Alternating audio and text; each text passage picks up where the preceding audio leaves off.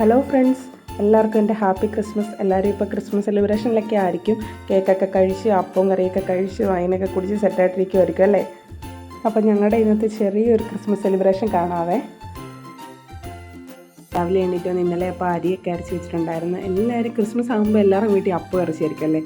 ഒന്നെങ്കിൽ ബീഫ് അല്ലെങ്കിൽ ചിക്കൻ അല്ലെങ്കിൽ താറാവ്, അങ്ങനെ ഇറച്ചി ഏതെങ്കിലും വെറൈറ്റികളായിരിക്കും.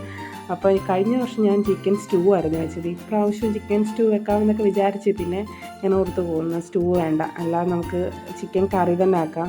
ചിക്കൻ കറി എന്ന് പറയുമ്പോൾ ഒരു വെറൈറ്റി ചിക്കൻ കറിയായിരുന്നു. നമ്മൾ അപ്പത്തിൻ്റെ കൂടെ ഒക്കെ കഴിക്കാം, ചോറിൻ്റെ കൂടെ ഒക്കെ കഴിക്കാം. എന്നാലും അപ്പത്തിൻ്റെ കൂടെ കഴിക്കാൻ എന്നാലും ഒന്നുകൂടെ ടേസ്റ്റ് ആയിരിക്കാം. ഞാൻ ഇന്നലെ വൈകിട്ട് ചിക്കൻ വാങ്ങിച്ചിട്ട് ഞാൻ മസാലയും ഇഞ്ചി വെളുത്തുള്ളി പേസ്റ്റും പച്ചമുളകൊക്കെ അരച്ച് പുരട്ടി വെച്ചിട്ടുണ്ടായിരുന്നു. അപ്പോൾ ആദ്യമേ ഞാനൊരു കോഫി ഇട്ടങ്ങ് കുടിച്ച്. അപ്പോൾ നമ്മുടെ അപ്പവും ചിക്കൻ കറിയും എല്ലാം റെഡിയായി.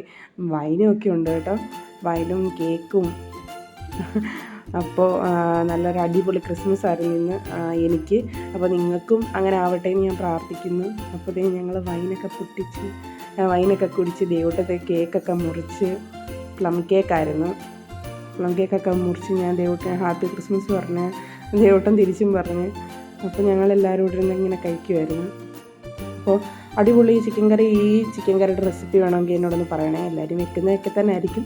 ഇന്ന് നമ്മൾ മുളക് പൊടി ഇല്ലാതെ നമ്മൾ പച്ചമുളക് അരച്ച് ഒക്കെ വെക്കുന്ന ഒരു കറിയാണ്. പച്ച കളർ വയ്ക്കും, മുളക് പൊടി ഒട്ടും യൂസ് ചെയ്യത്തില്ല, കുരുമുളക് പൊടി ഏറെ ഇടും അങ്ങനെ. അപ്പോൾ ദൈവട്ടം വൈനൊക്കെ കുടിച്ച് കേക്കൊക്കെ കഴിച്ചിട്ട് പറഞ്ഞു അടിപൊളി എന്നൊക്കെ പറഞ്ഞ്.